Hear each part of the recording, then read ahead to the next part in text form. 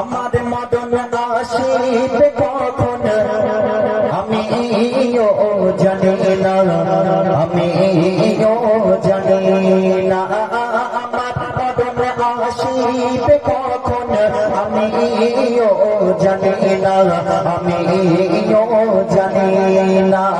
সময় শেষে আজ রাজিল এসে, সময় শেষে আজ রাজিল এসে রূপ নিয়ে দেবে না। আমার মদন আসিবে কখন আমিও জানি না, আমিও জানি না। এই পৃথিবী ছেড়ে বিদায় নেয়, তখন বিদায় নেওয়ার কবরে দেওয়া জানাজা শুরু করার আগে কি করা হয়? মসজিদে মুয়াজ্জিন আজানের পর হাতে তাকে কিংবা অ্যালাউন্স করে বলে দেয় যে পৃথিবীর বুক থেকে মনিরুল ইসলাম আল্লাহ তাকে সাড়া দিয়েছে, বিদায় নিয়ে চলে গিয়েছে, তার অমুক সময় জানাজা শুরু করা হবে। আপনাদের এখানেও হয়তো সেই কথা কবি অতি মূল্যবান কথাই নিচ্ছে শুনো। আমাদের মহদন পারে মসজিদের মিনারে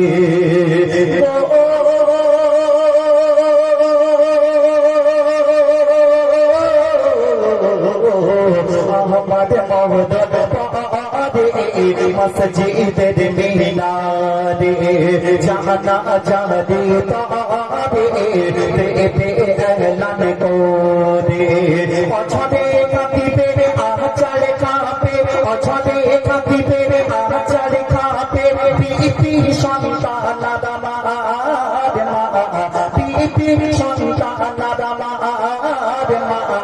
আমার মদন আসিবে কখন আমিও জানি না, আমিও জানি না।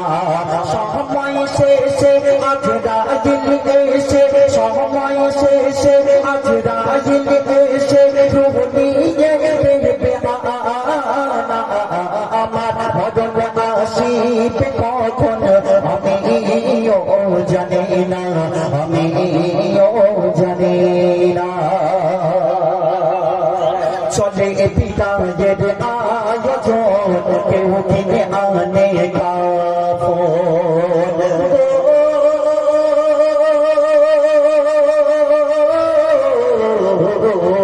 চলে বিদায়ের আয়োজন কেউ কিনে আনে কাফন, কেউ দেবে কোরআন খতম, কেউ দেবে গোসল তখন, আর কেউ কাটিবে ঝাড়ে দিপাস, কেউ কাটিবে ঝাড়ে দিপাস, কেউ পালাবে আমার খানা, কেউ পালাবে মোর খানা। আমার মদন আসিবে কখন আমিও জানি না, আমিও জানি না। আমরা মানুষ কেউ 5 ফুট কিংবা 6 ফুট হয়ে থাকি, আমরা পৃথিবীতে অনেক রকম মানুষ রয়েছে, কিন্তু যখন আমরা মাইয়াত হয়ে যাব, যখন দেখবেন আপনার বাড়িতে এই অনুষ্ঠান ছেড়ে যখন আমার যুবক ভাইরা বাড়িতে যাবে, তখন দেখবেন বিছানা যদি একটু শোয়ার সমস্যা হয় মাকে বলতে থাকে, কিংবা আমি মনিরুল ইসলাম অনুষ্ঠানের পরে গিয়ে শোয়ার সমস্যা হলে আমার আম্মাজিকে ডেকে বলবো কেমন ভাবে বিছানা করেছো, শুতে পারি না, কষ্ট হয়। কিন্তু কবরে একবার ভেবে দেখেন তো, সেখানে নেই দরজা জানালা, কিছু নেই, মাত্র 3.5 হাত কবরের মধ্যে সবাইকে গিয়ে থাকতে হবে। সেখানে কি বিচার করা হয় 5 ফুট কে 6 ফুট? না, সেখানে বিচার করা হয় না। কবি অতি মূল্যবান কথাই দিচ্ছে শুনো। 3.5 হাত কবর ভাঙবে বুকের পাঁজর,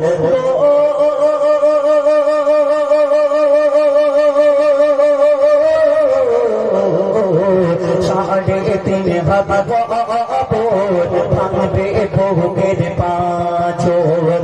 ও মনিরুল ইসলাম তোর ইমানে রাখ নজর, মুকাব্বির বলে আমল থাকিলে, মুকাব্বির বলে আমল থাকিলে জাহান নামী তীর ছবে না, জাহান নামী তীর ছবে না।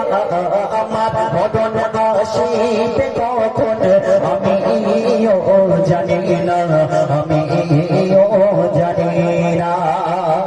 পৃথিবীতে মানুষ আমরা মনে মনে করে থাকি কবরে গেলে কি করা হবে, 3টে সওয়াল করা হবে। আমি আগেই ঘোষণা করেছি, বাপ দাদারা